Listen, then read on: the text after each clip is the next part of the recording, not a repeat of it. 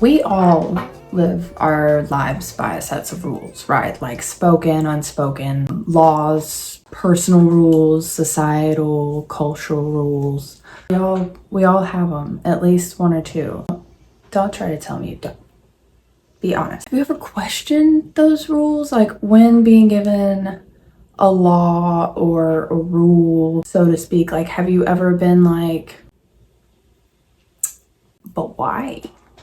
Because same. Now this video may not be for everyone. I guess I should go out and say that because this is my rebellious streak coming out. I've always been a rebel. I've never been very good at following rules. I'm a rule breaker. I'm a rule breaker. I'm a rebel.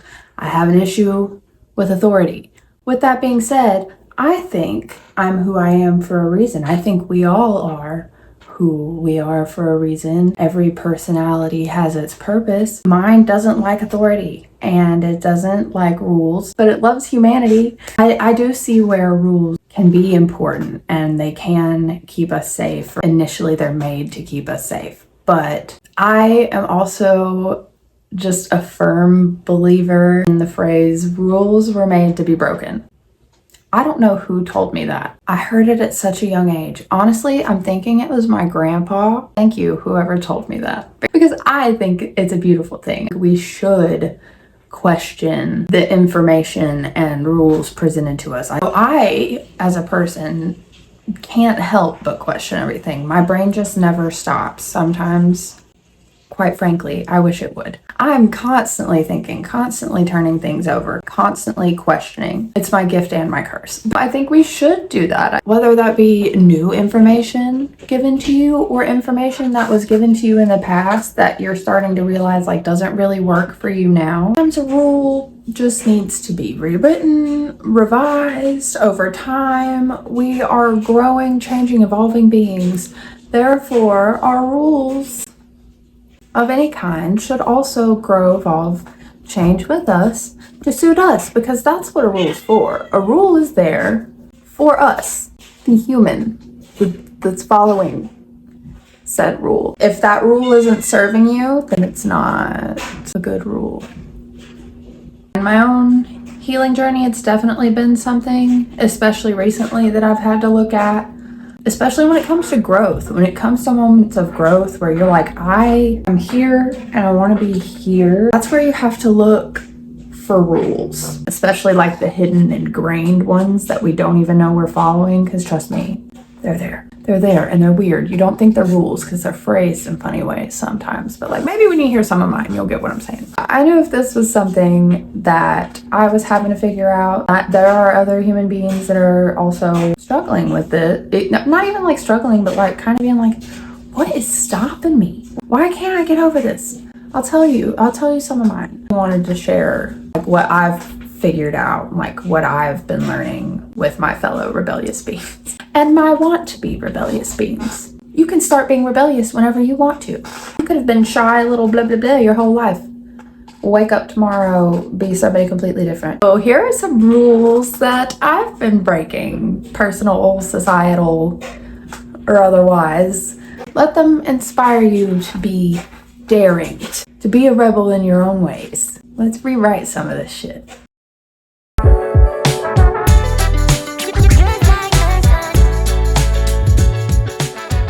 The first rule that I've been working on breaking for actually a few months now. This is one of those rules that like I never like wanted to be a rule and like I never really agreed with, but it's one that we're like all taught from a very young age. That being sensitive, soft, sweet, kind inherently means that you are weak. Kindness equals weakness. Sensitivity equals weakness. As I said, this is like a societal rule that kind of becomes like a personal rule, especially if you're like me and you're someone who grew up with undiagnosed mental illnesses and neurodivergencies. Then you grow up your whole life like being told you're doing too much, like you're feeling too much, you're being dramatic. Like, you know, no shame to the people who thought that, to normal people. I'm sure I was an undiagnosed autistic child with ADHD.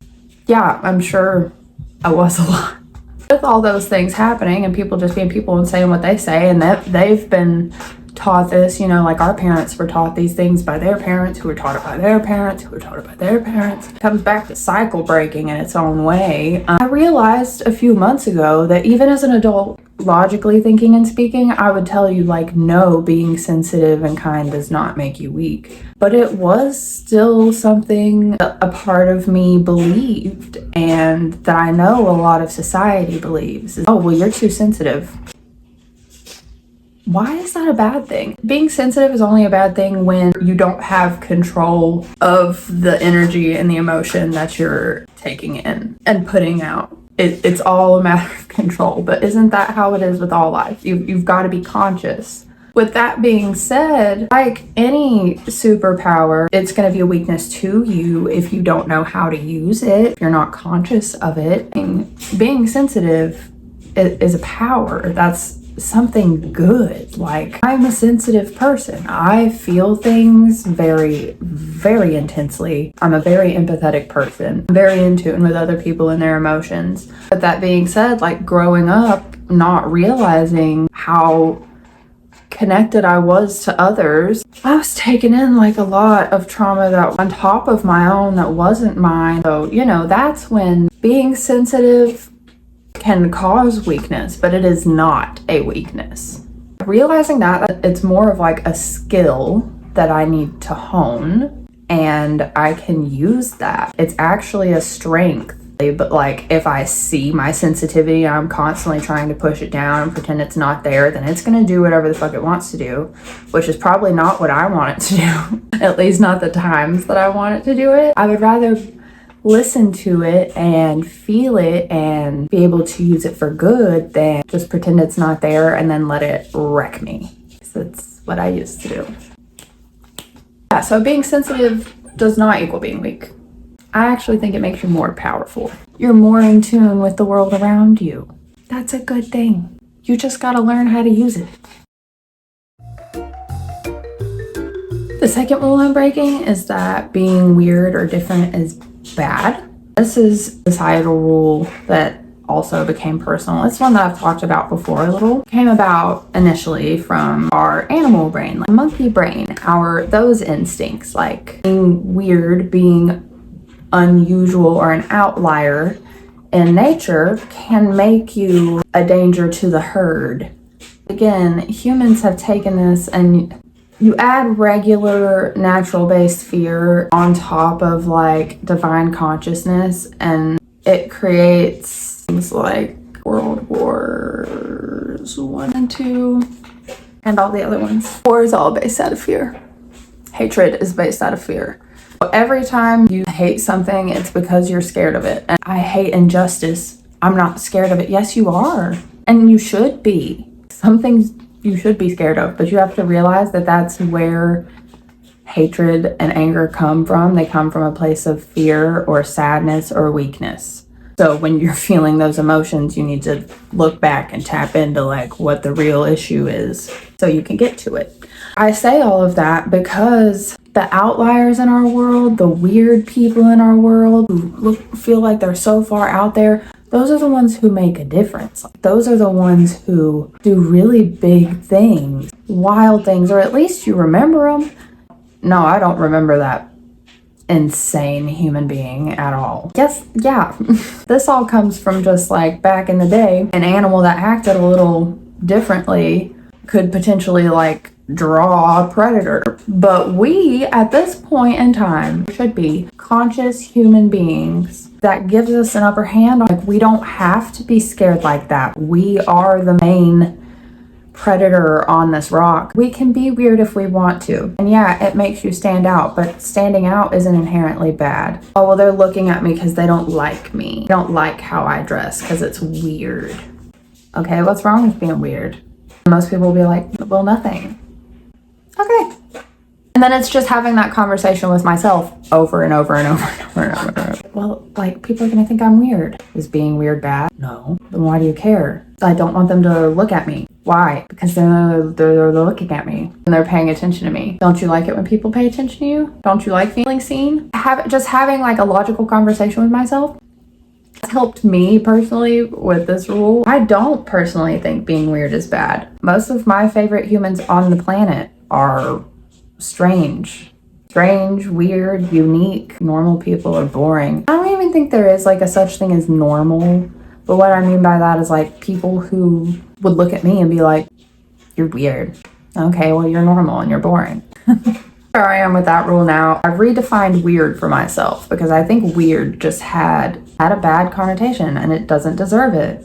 Weird just means that it's different. And yeah, it's our nature to initially be scared of things that are different than what we know. That doesn't mean we shouldn't question that fear and see if it's actually something worth being scared of or something that we could embrace or just accept. That's on that.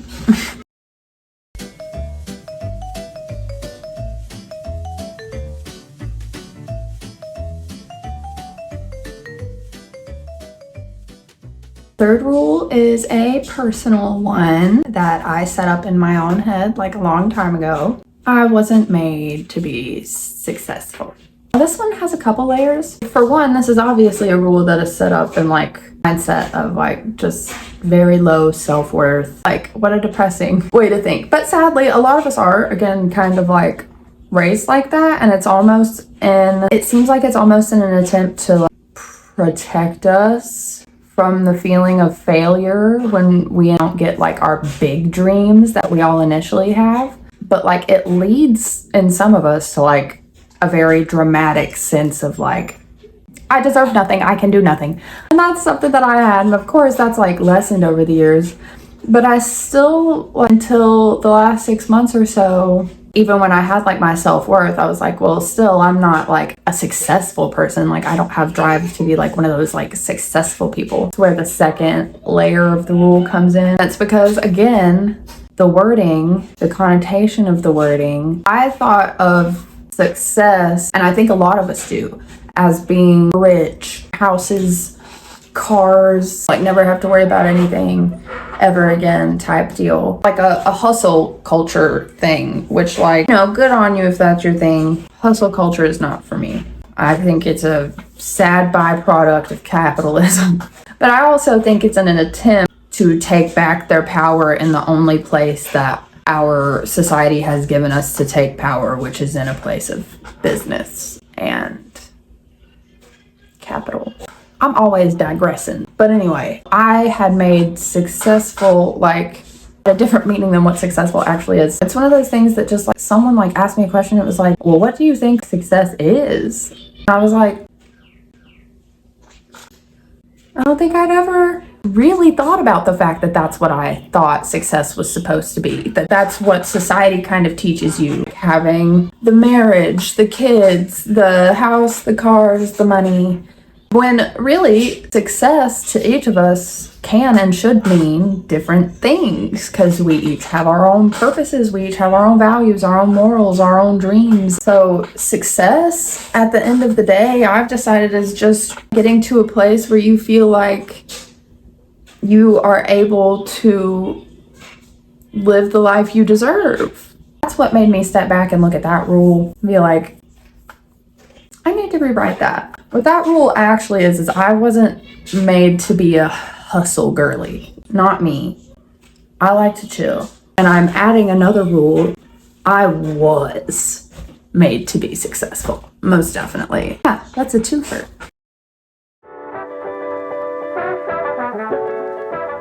So this one is a personal favorite of mine that I'm breaking, and it's a very recent one. The societal like rule or belief that you can't be funny, sexy, and intelligent at the same time. Huh? But I am. God made me this way. You can't tell me that I'm not all those things. I think this just comes from, again, humans in the past, like not being as evolved, so they had to compartmentalize, like you couldn't be multiple things. We didn't understand duality and nuance. But again, y'all, I'm saying we're at a place you can be more than one thing. I want to be and am all these things, but it's so hard to get people to take me as an intelligent human being when I am dressed as a sexy femme. It's so hard for people to find me sexy when I'm being silly and funny. And I can't get people to take me seriously as an intelligent being if I'm being funny. And if I'm being funny and intelligent, then they think I'm being mean. So it's a societal rule that I'm breaking. I've had to realize that there's a place where I just have to present myself as I am. How other people perceive that about me isn't really my business or like my problem. Just something that's hard to accept. But once you get to know yourself and you really become like friends with yourself, because at this point, like me and myself, we're pals. Like, we love each other. But once you love yourself and once you know yourself, that's when it becomes easier to be like, well, yeah, that person's thinking that about me, and I don't necessarily like that that's what they think about me, but I know that's not who I am. I know I am this. I know I am all of these things, or none of those things. That's what it's had to come down to for me. Y'all can think what you want. You can think what you want. But me, I know I am sexy, funny, and intelligent. And ain't nobody gonna tell me different.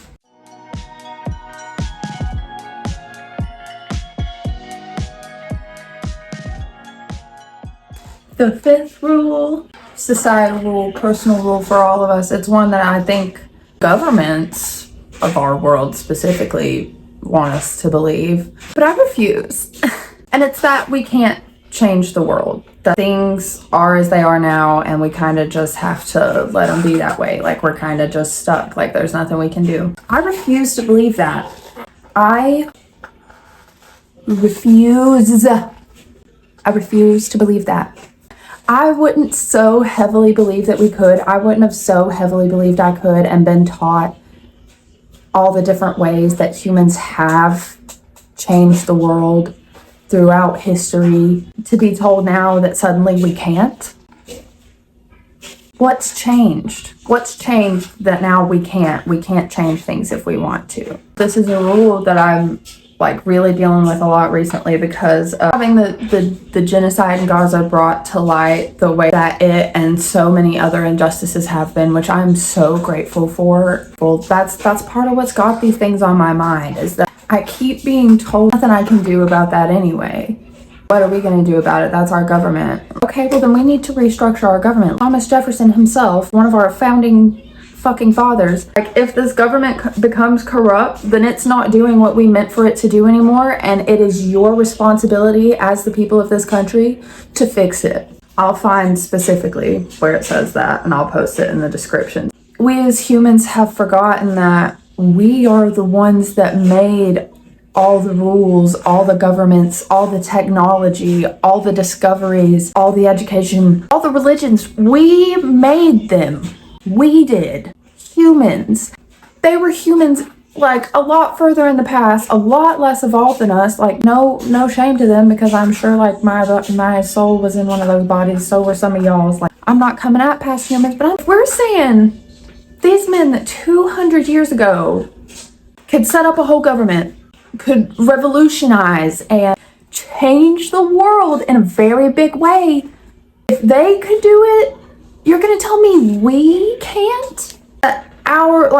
My generation, the younger generations, and even some of our older generations, some of them are cool. You're telling me with all the technology and all the knowledge and all the things that we have access to now, all the things that we know and we're learning, all the witches in the world, man, after 2020, you're gonna tell me with all of this that you really think we can't change things, that we can't fix this? Because we can. I know we can. What I'm saying is that humans have been the race to change the world up to this point. We're the only ones who can change it now. So where is that thought process coming from? Well, I can't help that there's a genocide in Gaza. That's in Gaza. That's not my problem. It's on this planet, correct? Yes. Okay. Do you have a computer or a cell phone? Yes. Okay. Can you then go copy this email that's already written out for you? You just have to type in your own name in the bottom. You copy paste it in your own email box and you send it to your state representative. Can you not do that like once a day? Yeah, then you're doing something about it. Post something on social media to bring awareness. If you don't feel like global causes are your thing, you can do things around where you are. If there's racial injustice here, classism, ableism, capitalism. There are so many things. If for some reason you are not horrified by what's happening in Gaza, then you should at least take your power back close to your home. We can change the world. I truly believe that. I believe that with my whole soul. Coming together and decide and choosing love and choosing change. We have that choice and we have that capability more than any human before us ever has. So the fact that we, the most capable, are the ones who feel the most powerless just shows me how far the wounding of our collective consciousness has gone, and that's why I'm here working so hard to help us heal it. A bonus rule I'm breaking is that it's bad to break rules. It's kind of like the one where it's like bad to be weird. It's not bad to break a rule. It doesn't make you a bad person. If you're doing it to encourage growth, love, and kindness in yourself and others, that's not a bad thing. There's nothing bad about any of those things. So there can't be anything bad about breaking the rule. If you're not endangering yourself and others, you're not doing anything bad. Breaking rules isn't inherently bad. So those are the rules, just a few of the many rules that I am breaking. Rebel with the cause.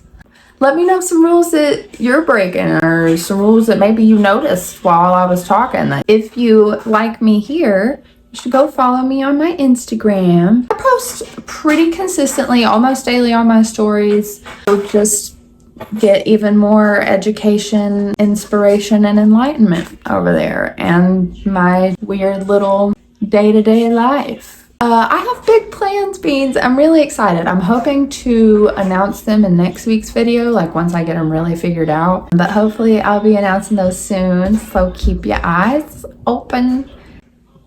Don't forget to like and subscribe. I put a spell on you. And now you're mine. You're gonna come back, like and subscribe for me. I love you all so much. Be kind to each other. Be kind to yourself. Till next time, Beans. Mwah.